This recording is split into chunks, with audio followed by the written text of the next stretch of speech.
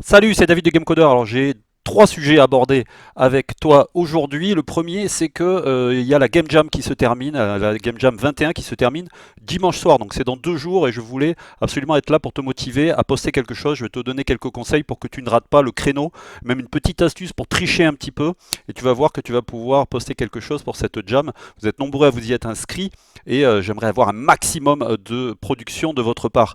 Deuxième chose, c'est pour vous dire que le guide Metroid qui va avec cette Game Jam est en précommande jusqu'à dimanche soir, c'est-à-dire qu'après il passe à son plein tarif. Donc si vous voulez en profiter, c'est maintenant, il y a tous les liens dans la description de la vidéo, ça vous permet de l'acheter avec 40% de réduction et après c'est terminé, il passe à son prix normal. Donc c'est intéressant si vous vous intéressez à la programmation de jeux vidéo et à ce type de gameplay, de voir un petit peu ce que contient ce guide. Regardez éventuellement les quelques vidéos que j'ai déjà postées depuis le début du mois sur ce sujet, et puis achetez le guide si ça vous motive.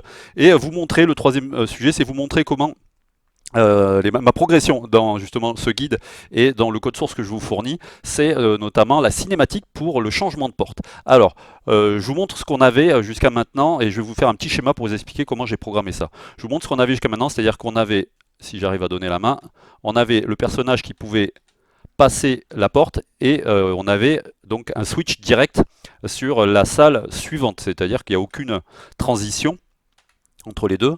Donc ça marche très bien, du coup on peut vraiment switcher comme ça très facilement sans se poser de questions.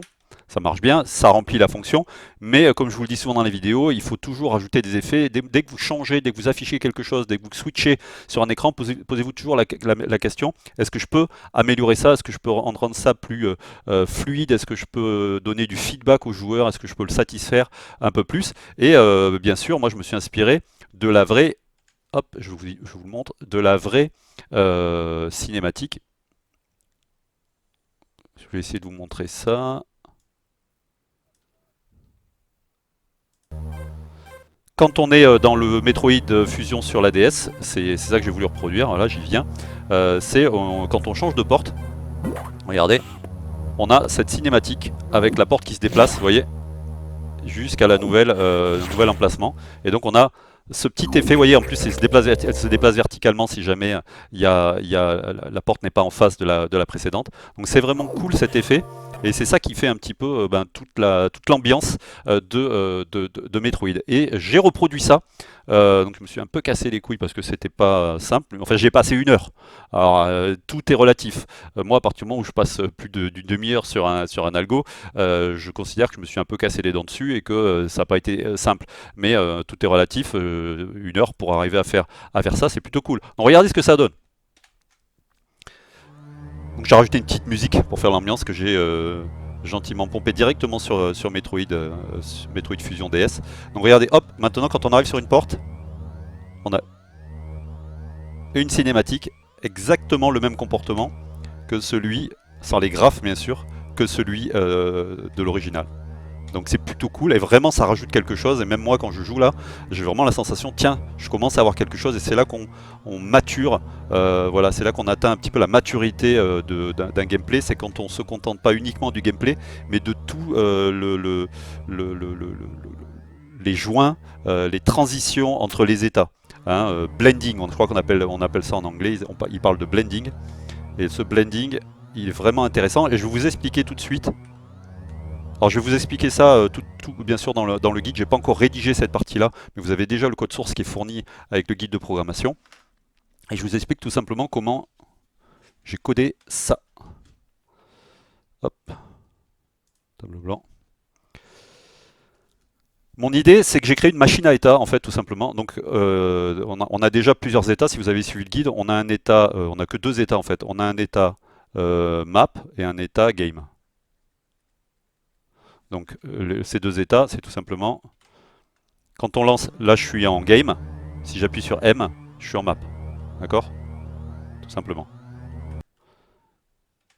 Ce que j'ai rajouté, c'est que quand on est dans l'état game, à un moment donné, si on marche sur une porte, on passe en état cinématique. D'accord? Et cet état cinématique, il a 3 étapes. Il a une étape fade out, En gros, c'est ce que vous voyez au début, c'est-à-dire il y a un fade vers le noir du décor courant avec l'apparition, enfin la disparition du personnage et l'apparition de la porte seule. Ensuite, il y a une anime, c'est l'anime de, de la porte qui se déplace vers son emplacement de destination, et ensuite il y a un fade in. Donc en fait, tout ça, c'est tout simplement, ça c'est une variable, hein. C'est une variable qui s'appelle state. Et ensuite, quand on passe en cinématique, j'ai une table que j'ai appelée cinématique, pas compliqué, qui contient un certain nombre de champs. Je vais vous montrer ça au niveau du code. On a notre cinématique. Voilà, quand on fait un start cinématique, il remplit notre table qui est vide au départ ici. Alors je mets des valeurs par défaut ici parce qu'on est dans le Lua et on peut déclarer des membres d'une table à la volée, donc c'est pas super propre. Moi je m'habitue toujours à quand même toujours mettre des, des, euh, des variables, les membres de ma table au moment de la déclaration, même si ça sert à rien. C'est juste que ça permet de voir tout ce que contiendra potentiellement ma table. Ensuite j'ai mon start cinématique qui lui va remplir les variables de ma table et qui va dire voilà. Il va démarrer par la step fade out, comme je vous le disais. Ensuite, il va dire de où on part, vers où va le héros, vers où va la porte, vers quelle salle on va. Et ensuite, il y a un fade qui part à 1, puisque ça va de 1 à 0, qui va démarrer le fade out du décor. Ensuite, je calcule la position en pixels de ma porte actuelle et la position en pixels de la porte d'arrivée, ce qui me permet de calculer le déplacement que doit faire ma porte pour arriver à la destination d'arrivée. Donc je fais un petit calcul tout simplement en remettant l'index de ligne et de colonne à 0, en multipliant par 8 avec un petit nombre magique. Alors on n'est pas parfait, j'aurais pu mettre ça dans une constante, mais j'essaye de faire un code lisible, hein. Je rappelle que ce code s'adresse à des débutants. Et puis mon scroll qui peut à tout moment me servir si je veux avoir un décor qui scrolle, c'est pour faire un système de caméra simplifié, comme je vous l'avais déjà expliqué dans une précédente vidéo. Ensuite, tout simplement, au moment de l'update, donc ça démarre comme ça, et au moment de l'update, si je suis dans l'état cinématique, si je suis dans l'état fade out, tout simplement, ben, je fais un décrément de mon fade. Et quand mon fade est arrivé à 0, je change l'étape et je la passe en anime. Si je suis en état anime, je fais mon micmac pour mon déplacement de porte. Si la porte est à la position exacte de la destination où elle doit aller, l'endroit où elle doit aller, je change de salle, je déplace mon personnage sur la case où il doit apparaître dans la salle suivante, je charge ma salle et je passe en fade-in. Et si je suis en fade-in, ben je fais l'inverse, c'est-à-dire que mon fade, je le fais augmenter. Et si quand mon fade est arrivé à 1, je repasse en game. Et voilà, et c'est tout. Donc le code au final, il est assez simple, mais donc je vous le remontre. Essayez de vous concentrer pour regarder un petit peu l'effet. C'est-à-dire que là, quand je vais marcher sur la porte, on va avoir un fade out, mais le personnage va se retrouver lui avec un fade-in d'une porte par-dessus lui, c'est-à-dire que le personnage disparaît au profit d'une porte seule. Ensuite, la porte se déplace, voilà, là le fade-in avec la porte qui reste, la porte se déplace, et là, le fade-in. Le fade-out en premier, le fade-in en deuxième. Je vous le refais, fade-out, déplacement, fade-in, fade-out, anime, fade-in. C'est juste cool. Au niveau du draw,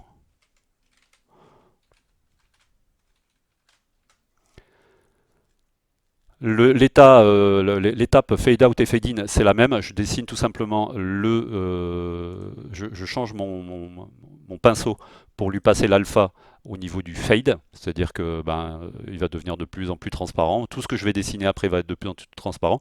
Je dessine le jeu, c'est la même fonction de dessin du jeu que quand je suis en état game, dans le state game. Ensuite, je le fais deux fois, tiens, j'ai pas besoin là. Je fais deux fois mon fade.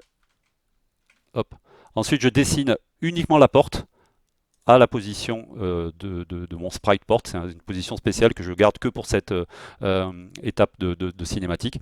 Et ensuite, je remets ma couleur normale. Il faut toujours y penser parce que sinon tout ce que je dessinerai derrière serait transparent alors que j'en ai peut-être pas envie. Et si je suis en anime, je dessine que la porte, tout simplement à sa position. Et la position, elle est variée, elle est modifiée dans l'update. Et ça rend juste super bien. Et je m'en lasse pas. Donc ce que vous voyez pas vous avec la vidéo YouTube, c'est la fluidité. Je suis en 60 images secondes, vous le voyez en haut à gauche. Donc c'est hyper fluide, il n'y a aucun accro, c'est vraiment C'est de l'huile, le déplacement. Mais sur la vidéo, comme c'est enregistré, j'ai mis un enregistrement à 60 images par seconde. Je ne sais pas si ça va donner grand chose. Donc voilà pour ça. Je vous rappelle que vous pouvez commander ce guide. Je vous en reparlerai, je vous enverrai des emails ce week-end. Je voulais, pour vous prévenir quand est-ce que la promo se termine, pour pas qu'il y en ait qui passent à côté de l'occasion et qui voient le train passer sans eux. Et également, je vous envoie très bientôt ce week-end aussi une petite vidéo pour vous rappeler que, et pour vous annoncer, pour ceux qui ne le savent pas, que je serai en live privé lundi soir pour vous montrer. Là, vous voyez que mon jeu, il est centré, il n'est pas centré, il est en haut à gauche, alors que je suis en full screen.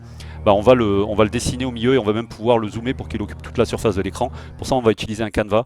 Et donc, c'est encore une optime qui permet de gérer les canevas. Ça permet de gérer les changements de résolution. Ça permet aussi éventuellement de gérer le nombre de draw calls, c'est-à-dire de dessins qui sont envoyés au GPU, le processeur de votre carte graphique. On verra, je vais vous expliquer tout ça en vidéo. Ça va être un petit peu un cours magistral pour mes élèves. Et si vous adhérez avant lundi, que lundi à peu près à midi, où je vais envoyer les codes de connexion pour le live, bah, vous aurez accès à ce live. Et le live, il est à 17h30 à mon heure, donc 18h30 chez vous. Il y a une heure de décalage entre chez moi et chez vous.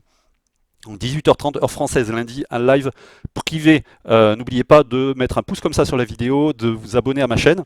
Et si vous voulez aller plus loin et suivre mes cours, ma formation, vous inscrire, rejoindre plus de 1500 membres de la formation, vous avez tous les liens dans la description de la vidéo. Je vous dis, croyez en vous, codez bien. Je veux le maximum de création pour dimanche soir. Bon code, salut!